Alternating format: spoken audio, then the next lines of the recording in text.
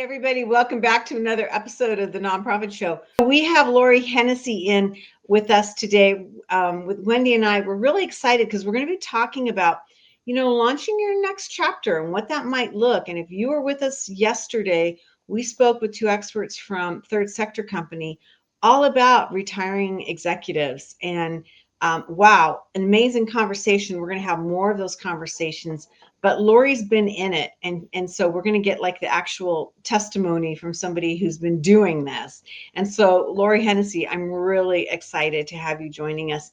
I'm also excited to say that we are joined with this amazing group of people that support us. And they include Bloomerang, American Nonprofit Academy, Staff and Boutique, JMT Consulting, Fundraisers Friday, Your Part-Time Controller, Third Sector Company, and Clear Impact.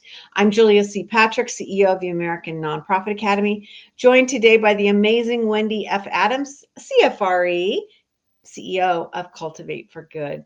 And she does good. And so I am super excited, Wendy, to have this conversation with you and Lauri today. And plus, you're a lot of fun with Kevin, our executive producer. You're giving it back to him just as hard as he's giving it back to you. So welcome. Lauri Hennessey, we've had you on before in the very beginning when we started, if I'm not mistaken. Yep. Talk to us about the University of Washington.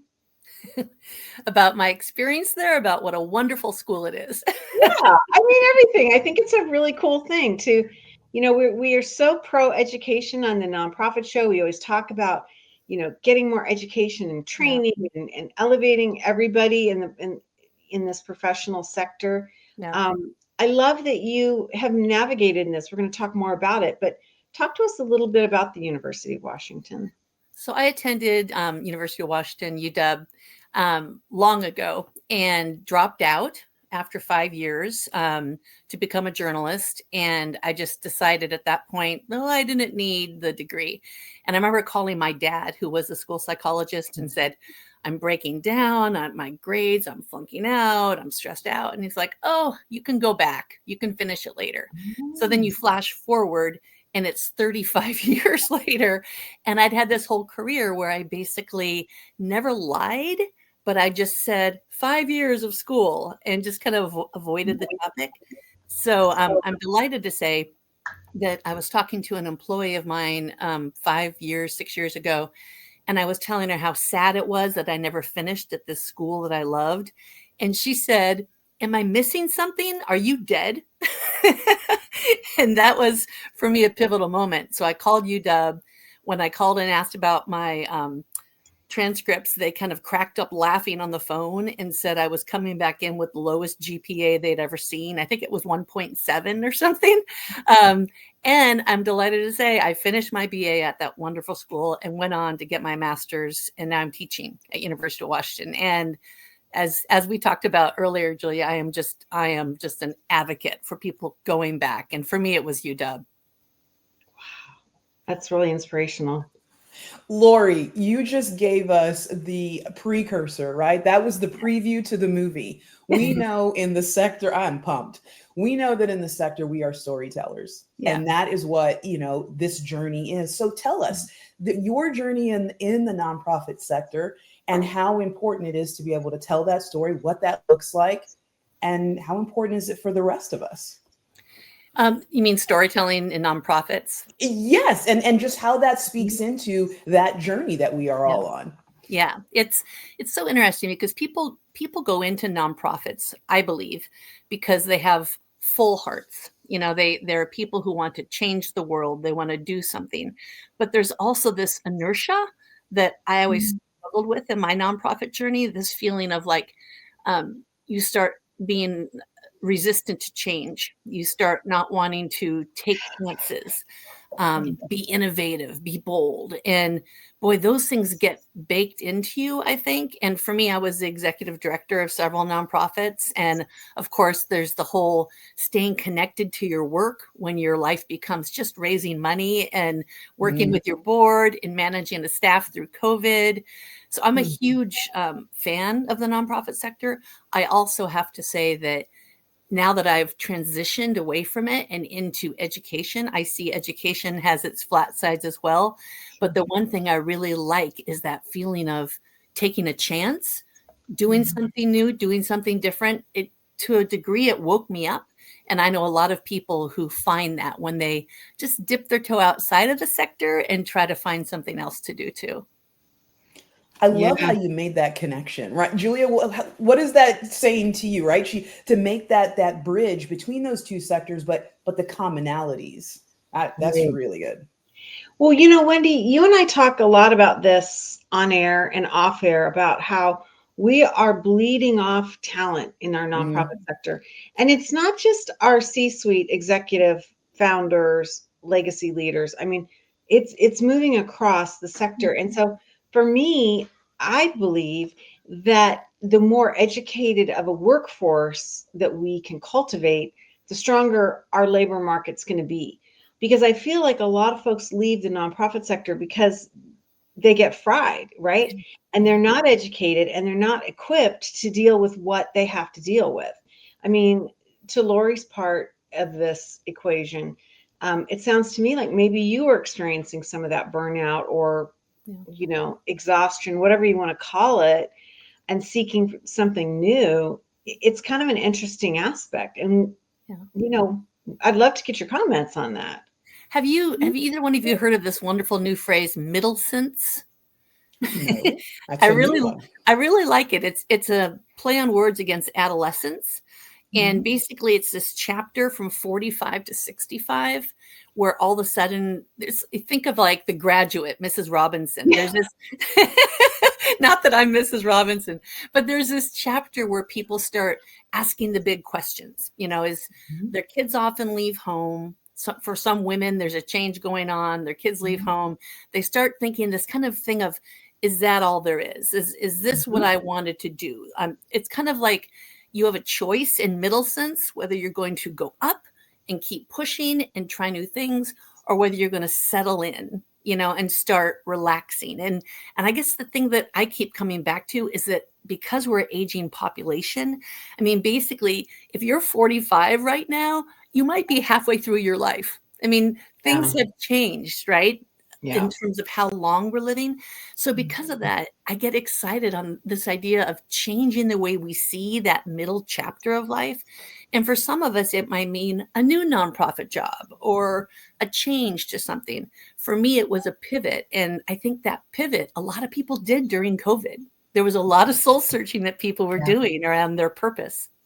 Yeah, I think so. I mean, you hear that about, people changing jobs, changing marriages, changing residency. I mean, a lot. I mean, I don't think that we will understand the impacts for several decades is when we can get away from it and really evaluate everything from spending trends to, like healthcare concerns across the swath of our population.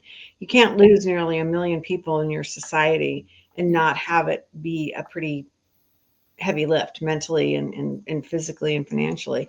That is significant. I mean, yeah, it's huge. And I think we're still like on the tail ends of it, right? Because things are still changing and there's still so much fear. So that kind of leads us into that next point is how does fear inform our decisions and our personal growth? And if you want to dig deep, what did that look like for you? Because that was a pretty bold thing to say, I'm going to go back into it, go back into education. Well, and it was hard. Finishing the BA was hard because it was me and a bunch of 22-year-olds. So that was humbling. Then when I went on to get my master's, and slowly people were starting to have more and more of my experience, which felt a little more comfortable. But that fear aspect, I mean, you nailed it. I think for me, the fear grows for many people as they age.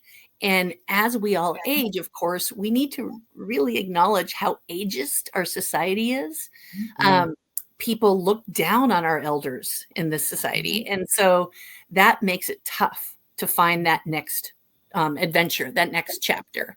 And particularly like when AI is going through people's applications, and a lot of us aren't as familiar with social media tools as young people are, there's just, for a person in communications, I have to stay fresh all the time. That was a fear factor for me. Like, I can't teach communications at the college level and not know how to use today's platforms.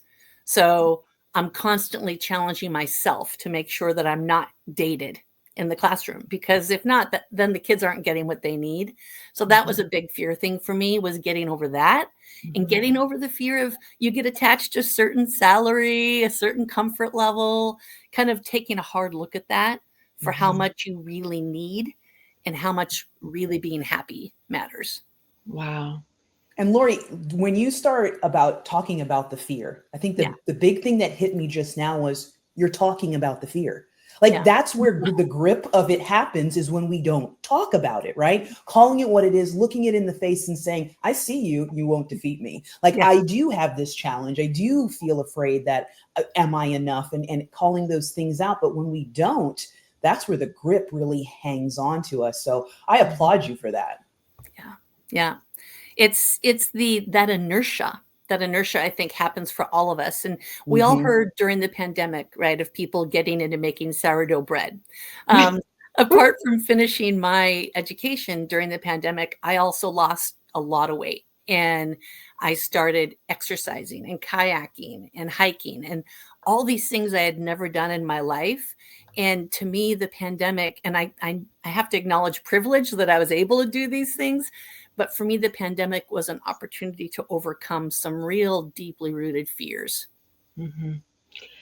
Yeah, I mean, I appreciate you saying that, because I think that's true. I think there are a lot of people that had a lot of opportunities that came about that will probably never come again because of that odd time. And so, yeah, I appreciate you highlighting that. And I think it's got to be, the big question I have is, if the pandemic hadn't occurred, would you have ever gone back to school and navigated into or towards a life in education? I actually did go back to school. I started in 2019. So Okay. I was just like the beneficiary of this horrible tragedy, because I had been back in school for about 4 months when it hit. So it actually ended up, just the timing of it all probably made it easier for me to push on and get the master's as well, because of that strange, surreal experience we all had. But I think I would have still completed it, but it would have been a lot harder. Yeah. Interesting. Really, really interesting. So you've got to have a certain degree of compassion for your students. Yeah. Because you've been a returning student. You've been a student that is faced with a lot of personal questions, a lot of asking, the why, as Wendy always says, what's our why? And so I appreciate you, sharing that information and really helping us to understand what it might look like for ourselves. I want to move into another topic, and I want to have you discuss with us how you think you aligned yourself with the changing workforce. I mean, we talked about COVID, certainly a changing time, and especially a heavy lift for the nonprofit sectors that's still being felt. How did you figure out where you fit, why you weren't fitting, how you could fit? Talk to us about this. Such a great question. I feel like with the changing workforce, it's incumbent upon us to stay as understanding as younger people as we can. And I feel like teaching is really helping me with that. It's helping me understand what young people are going through and learning to listen to them more. That's something that I think can help all of us to have empathy around the mental health of the generation of those around us. And to me, that's one thing I'm always working on, trying to be more empathetic and understanding of what is going on with the younger generation. And to me, that's the part of the changing workforce that's an opportunity. Does that answer the question? It really starts the conversation, because my follow-up question is, how different is this changing workforce? Yeah. I mean, let's go there, because if you talk to people my age, there's a lot of hemming and hawing about younger kids don't want to work. Boy, it's so funny. I've become a bit of an evangelist around this because Good. I have 3 kids and they're 29, 27, and 24. And just looking at the difference in the experience between the top one and the youngest one they had with college, social experiences, working with others, and then pile on top of that, the job market they're coming into, the economy, climate change. I mean, the list goes on and on. So I have such compassion and also aware of how incredibly privileged my younger days were. Yeah. So I think you have to look at the younger workforce as they work differently, definitely, but you can also acknowledge that they have faced incredible amounts of challenges in a very small period of time and lead with empathy and try to learn from them too. Well, and there's an appreciation for what we all bring to the table. And I'm preaching to the choir, let me just say, but being curious in that space, not coming with all of our preconceived, right? That if I'm at this age where I look, that I don't understand social media. That's not always the case. I mean, you're right. Or that at this age, that's all I am about. And I don't want to have the human interaction.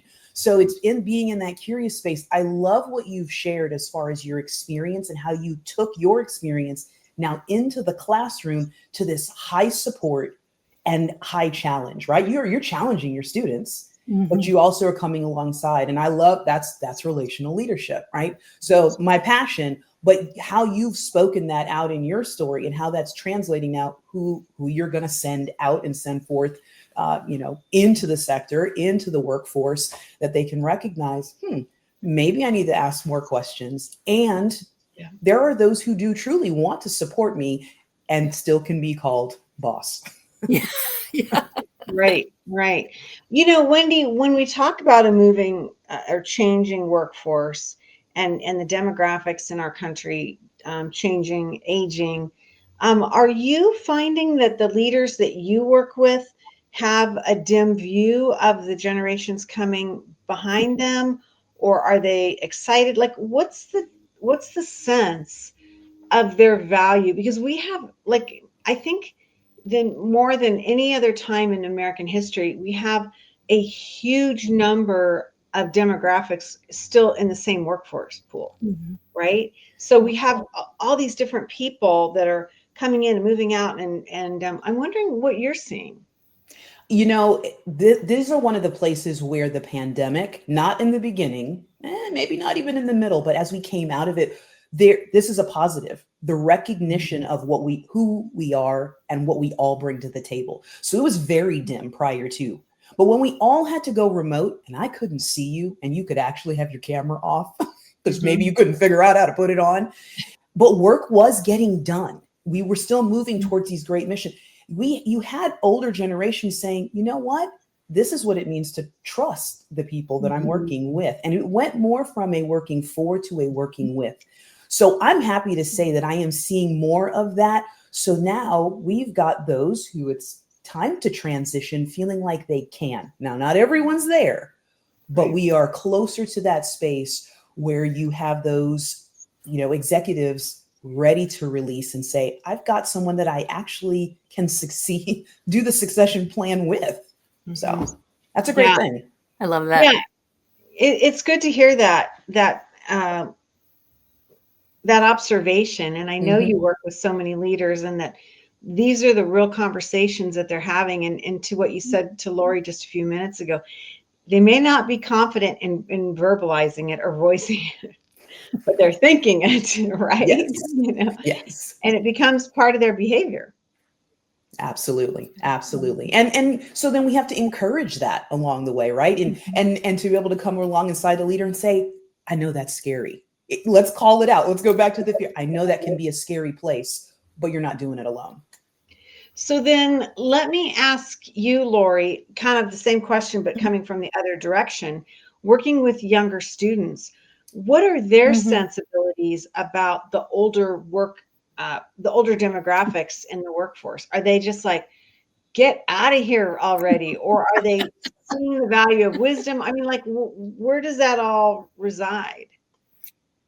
I think it's like Wendy said, there's a mixed bag. I mean, there's some folks I work with who are Gen Z or Gen Alpha, even younger in school now, who basically have a bit of a dubious view of older people. And there are things that there are areas as a teacher where I cannot yield. For example, I'm not willing to say that it doesn't matter anymore that you write well.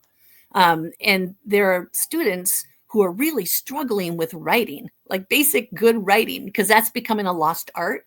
Mm-hmm. So my job is to sort of work with them, coach them, help them, but in a way where they don't shut down, where they can understand being good writers will help you in your next job.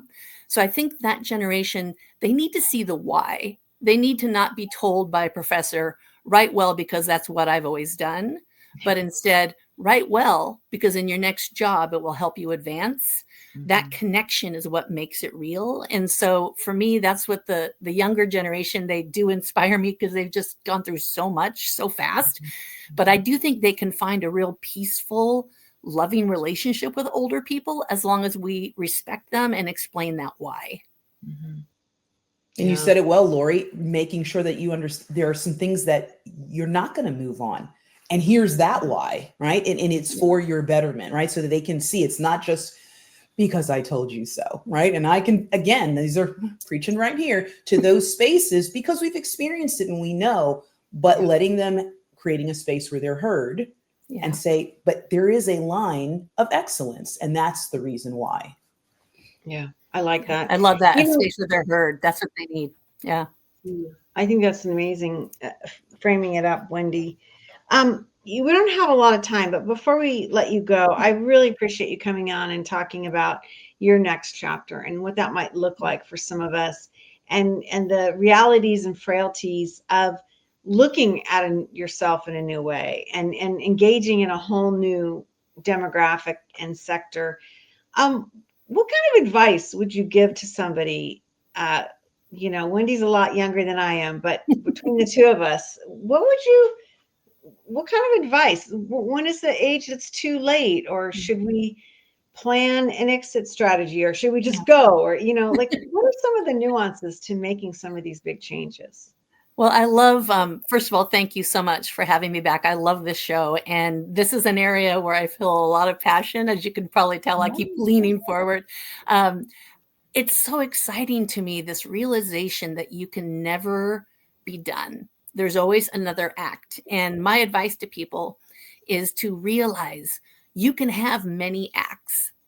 I was in news media, I was in politics and nonprofits and PR. You just keep bouncing around.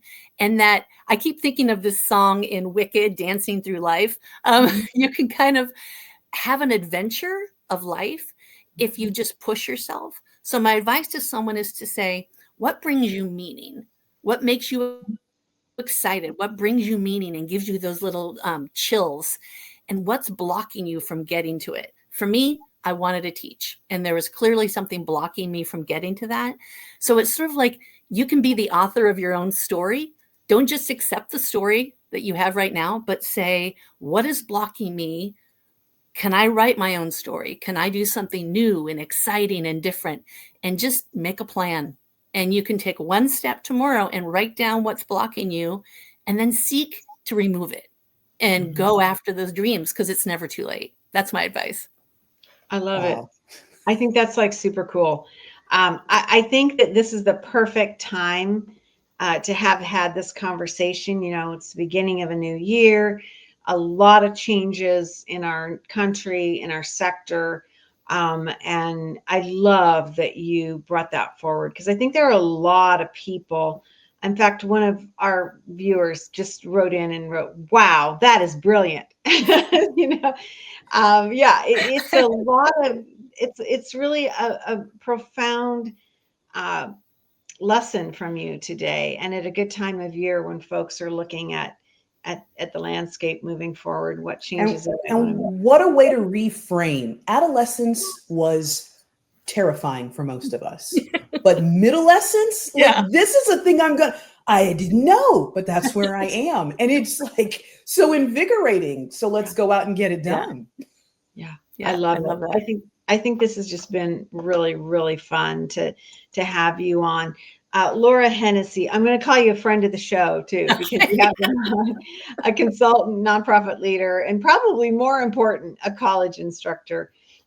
Really exciting, Lauri, to know that you're out there sharing your wisdom with so many people in our sector, and really helping us form that workforce that we need, and an educated workforce is just critical to the success. 11 million people go every Monday to work at a nonprofit in this country. 11 million people. We are a huge army of people and professionals, and we do really hard work, and we need help, and we need to really elevate the professional notion of what we do and how important it is. And so I appreciate that you are out there championing this effort for so many. Again, Lauri Hennessey, University of Washington. Hey, we have champions in our field too, and they include our sponsors. Sponsors like Bloomerang, American Nonprofit Academy, Staffing Boutique, JMT Consulting, Fundraisers Friday. Our new episodes on Friday just dedicated to fundraisers and the lives and the work that they do.